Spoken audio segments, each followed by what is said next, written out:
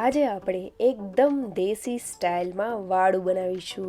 આજે આપણે રીંગણાનો ઓળો અને બાજરાનો રોટલો બનાવીશું, જે એક વખત ખાશો ને તો આંગળા ચાટતા રહી જશો. એટલો ટેસ્ટી બને છે, એકદમ સિમ્પલ રીતે બને છે, પણ ટેસ્ટમાં નંબર 1 બને છે. દેશી સ્ટાઇલમાં જે ગામડામાં બનતું હોય ને એ રીતે હું તમને શીખવાડીશ, તો વિડીયોને એન્ડ સુધી જોતા રહેજો.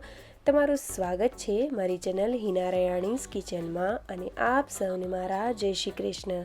તો ચાલો શરૂ કરીએ આજની આ રેસીપી. તો સૌથી પહેલાં આપણે આ રીતના જે ભૂટ્ટા કહીએ કે રીંગણા, આ રીતે ઓળાના રીંગણા આવતા હોય છે, મોટા એવા હોય છે, તો એ લઈ લેશું અને તેમાં ઉપર સૌથી પહેલાં તેલ લગાવી દઈશું, જેથી કરીને તે સરસ રીતે ફટાફટ તેમાં ગરમી લાગે એટલા માટે. અને તેમાં આ રીતે કટ લગાવી દઈશું, જેથી કરીને તે અંદર સુધી સરસ એવા કૂક થવા લાગે. હવે મેં અહીંયા આ રીતના 2 રીંગણાનો ઓળો બનાવેલો છે. તમારે જેટલો બનાવવો હોય એટલો કરી શકો છો. અને અહીંયા ઘણા લોકો કેવું કરતા હોય કે વચ્ચે મોટો કટ લગાવીને મરચાં કે મરચી, જે તમારે તીખાશ માટે યુઝ કરવું હોય તે અંદર એડ કરતા હોય છે, અને લસણ પણ એડ કરતા હોય છે, રીંગણાની અંદર ભરતા હોય છે, જેથી કરીને સાથે જ તે શેકાઈ જાય. તો તમારે એ રીતે કરવું હોય તો પણ કરી શકો છો. મેં માત્ર આ રીતે જ કરેલું છે. તો રીંગણાને એકદમ સરસ રીતે શેકવાના છે. જો તમને ક્યાંય પણ ચૂલો મળી જાય તો તેમાં જ શેકજો, તેની ફ્લેવર બહુ સરસ એવી આવશે. તેની સ્મોકી જે ફ્લેવર હોય છે રીંગણાના ઓળાની, તે તેમાંથી બહુ સરસ એવી લાગશે. તો હવે આપણે આ રીતે ફેરવતા તેને સરસ રીતે બધી સાઈડથી કૂક કરી લેશું. અને આપણે આ રીતે જોતું પણ જવાનું છે. ચપ્પુ એક લઈ લેવું અને અંદર આપણે આ રીતે એડ કરીશું ચપ્પુને, તો શું થશે કે જ્યાં કાચો હશે ને રીંગણું, ઉપરથી તો સરસ એવું શેકાઈ જશે, પણ અંદર જ્યાં કાચું હશે ને ત્યાં તમને હાર્ડ એવું લાગશે. જ્યારે તમે ચપ્પુ એડ કરશો તો ત્યારે તમારે થોડું વધારે એવું શેકી લેવાનું. આ રીતે કરશો એટલે સરસ એવું રીંગણું બહુ સરસ એવું શેકાઈ જશે. આ બધી જગ્યાએ ચપ્પુ એડ કરીને જોઈ લેવું, એટલે સરસ એવું બધી જગ્યાએથી સરસ રીંગણું શેકાઈ જશે. તો હવે આપણે રીંગણાને બંનેને શેકી લીધેલા છે, એક ડીશમાં મેં લઈ લીધેલા છે, અને ગરમ છે ત્યારે જ હું તેની જે ઉપરની સ્કીન છે બ્લેક કલરની, તે કાઢી રહી છું. ઘણા લોકો તેને પાણીમાં એડ કરીને પણ કાઢતા હોય છે, પણ અમે જનરલી આ રીતે જ કાઢીએ છીએ.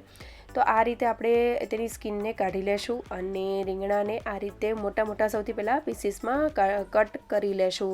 રફલી જ કટ કરવાના છે. ત્યાર પછી જ આપણે તેને સરસ રીતે આ રીતે મેશ કરી દેશું.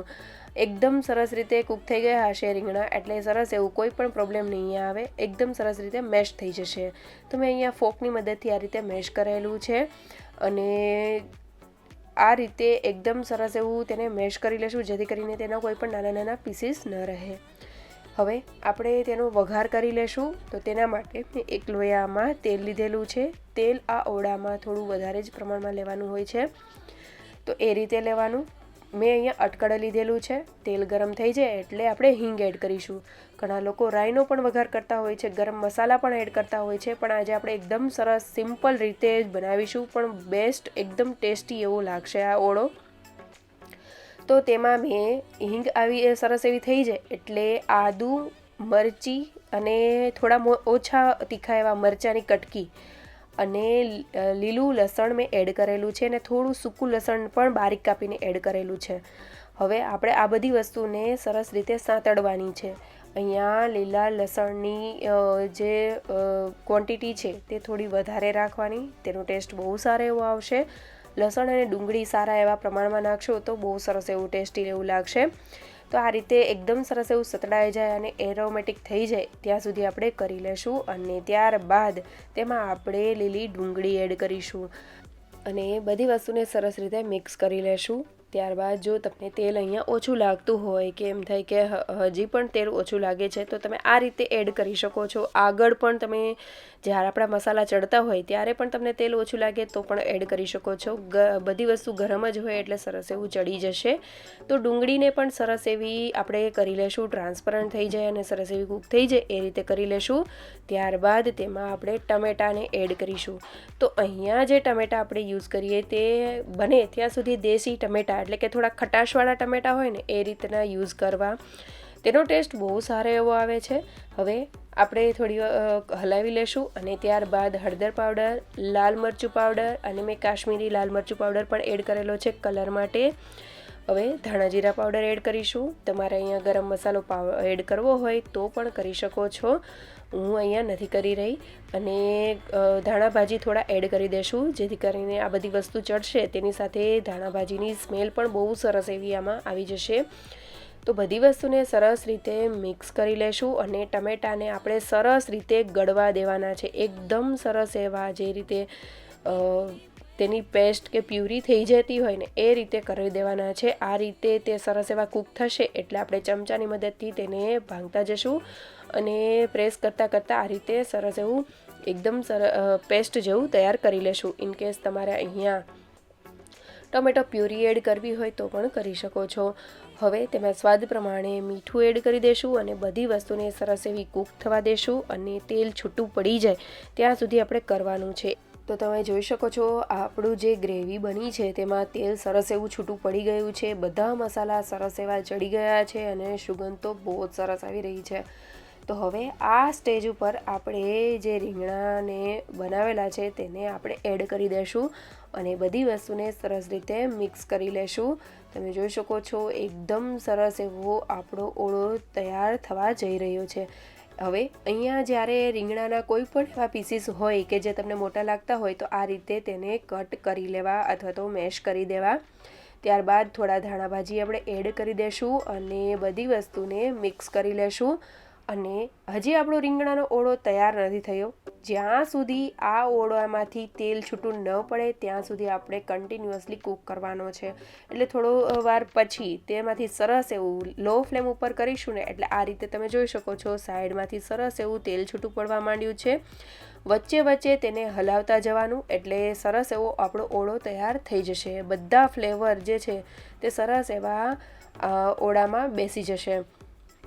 તો તમે જોઈ શકો છો સાઈડમાંથી તેલ છૂટું પડી ગયું છે. ઓળો એકદમ સરસ તૈયાર થઈ ગયો છે. તો આપણે ગેસની ફ્લેમ હવે બંધ કરી દઈશું અને તેની સાથે ખાવા માટે આપણે રોટલાને બનાવી લઈશું. ઘણા લોકોને ભાખરી સાથે પણ ભાવતો હોય છે, પણ રોટલાની મજા જ કંઈક અલગ હોય છે આ ઓળા સાથે ખાવાની.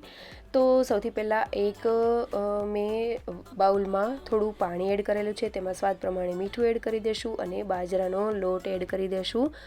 હવે આપણે બધી વસ્તુને સૌથી પહેલાં મિક્સ કરી લેશું અને ત્યારબાદ થોડું થોડું પાણી એડ કરતા જઈને આપણે સરસ એવો કઠણ એવો સૌથી પહેલાં લોટ બાંધી લેશું. અને આ રીતે તમારે ઇનકેસ જો આમાં થોડું એવું મોણ એડ કરવું હોય, ઘણા લોકો કરતા હોય છે બાજરાના રોટલા કરે ત્યારે, તો લોટમાં તમે થોડું એવું ઘી જ્યારે લોટ બાંધતા ટાઈમે પણ એડ કરી શકો છો. તો આ રીતે કઠણ લોટ મેં બાંધી લીધેલો છે. હવે થોડું થોડું હું પાણી એડ કરતી જઈશ અને આ રીતે મસળતા જવાનું છે. મસળીએ એમ આ રોટલો બહુ સરસ એવો થાય અને જે લોટ છે તે થોડો ચીકણો થાય એટલે સરસ એવો થઈ જાય. રોટલા આપણા સરસ એવા બને. તો આ રીતે હથેળીના નીચેના ભાગથી આપણે કન્ટિન્યુઅસલી આ રીતે મસળતા જશું એટલે લોટ આપણો એકદમ સરસ એવો થઈ જશે. કોઈ પણ ક્રેક નહીં રહે. તમે જોઈ શકો છો પહેલાં કેવો હતો લોટ અને અત્યારે કેવો થઈ ગયો છે. હવે એ લોટમાંથી આપણે જે રીતના રોટલા નાના કે મોટા વણ કરવા હોય એ રીતના આપણે લુઓ લઈ લેશું અને આ રીતે આપણે રોટલાને થાબડતા જશું. તમે જોઈ શકો છો આ રીતે કરતા જશું. હથેળીના સૌથી પહેલાં નીચેના ભાગથી આપણે તેને સ્પ્રેડ કરીશું અને જે તેની એજીસ છે તેમાં જો ક્રેક આવે તો પાણીની મદદથી તેને સરસ એવી પહેલાં તેને સીલ કરી દેવી. ઇઝીલી થઈ જાય છે. એટલે આ રીતે કરતા જશું જેથી કરીને એકદમ સરસ એવો રોટલો થઈ જશે. ઇનકેસ તમને આ રીતે હાથની મદદથી ન ફાવતો હોય તો તમે પાટલા ઉપર પણ લોટને સ્પ્રેડ કરીને, સૂકા લોટને સ્પ્રેડ કરીને પણ તમે તેને થાબડી શકો છો અથવા તો તમે તેને વણી પણ શકો છો. હવે આપણે મેં સાઈડમાં તાવડી ગરમ કરવા માટે મૂકી દીધેલી હતી. તો તેમાં આપણે સરસ એવી તાવડી ગરમ થઈ જાય પછી જ આપણે રોટલાને એડ કરવાનો છે. રોટલો એડ કરી દીધા પછી ઉપર થોડું એવું પાણી આપણે એડ કરી દઈશું અને આ રીતે સરસ એવું સ્પ્રેડ કરી દઈશું જેથી કરીને ઉપર કોઈ ક્રેક ન આવે. અને એક વખત નીચેની સાઈડથી સરસ એવો શેકાઈ જાય ત્યારબાદ આપણે તેને ફેરવી લેશું. તમે જોઈ શકો છો એક વખત નીચેની સાઈડ સરખો એવો શેકાઈ જાય પછી જ તેને ફેરવવો. હવે આપણે તેને પાછળની સાઈડ પણ સરસ એવો શેકી લેશું અને તેને ફેરવી દેશું. તો આ રીતે જો તમે રોટલો કરશો તો બહુ સરસ એવો તે થશે. તમે જોઈ શકો છો એકદમ સરસ એવો રોટલો ફૂલાણો પણ છે. તો આ રીતે આપણો રોટલો તૈયાર થઈ ગયો છે. ગરમ ગરમ હોય ત્યારે જ તેમાં ઘી અથવા તો માખણ એડ કરી દેજો. બહુ સરસ એવું થઈ જશે. આ રોટલો તમે દૂધ સાથે પણ ખાઓ ને તો પણ મજા આવશે. પણ લોટ બાંધો ત્યારે તેમાં થોડો એવો કાળા મરીનો પાવડર એડ કરશું ને તો આ રોટલો ખાવાની બહુ જ મજા આવશે.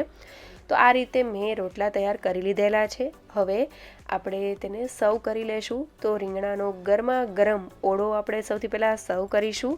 જેમ જેમ તે થોડી વાર માટે ઠરશે એટલે સાઈડમાંથી તમે જોઈ શકો છો તેલ છૂટું પડતું જશે. અને રોટલામાં મેં ગરમ ગરમ હતો ત્યારે જ ઘી એડ કરી દીધેલું છે અને કટ લગાવી દીધેલા છે, જેથી કરીને અંદર સુધી ઘી સરસ એવું થઈ જાય. તેને મેં દહીં, ડુંગળી અને ગોળ સાથે સર્વ કરેલો છે. તમને જે વસ્તુ સાથે ભાવતો હોય તેની સાથે એન્જોય કરી શકો છો.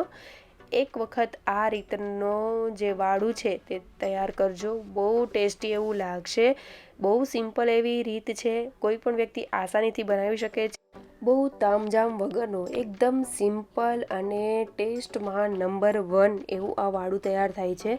તમે એક વખત જરૂરથી આ રેસીપી ટ્રાય કરજો અને મને કમેન્ટ કરીને જરૂરથી જણાવજો કે તમને આજની અમારી રેસીપી કેવી લાગી અને તમે કઈ રીતે આ ઓળો બનાવો છો એ પણ મને જરૂરથી જણાવજો. અને કમેન્ટ કરવાનું ભૂલતા નહીં. તમારી કમેન્ટથી મને મોટિવેશન મળશે, તો જરૂરથી કરજો. અને જો તમને મારી રેસીપી સારી લાગતી હોય તો લાઇક, શેર અને સબસ્ક્રાઈબ કરવાનું ભૂલતા નહીં. Thank you for watching.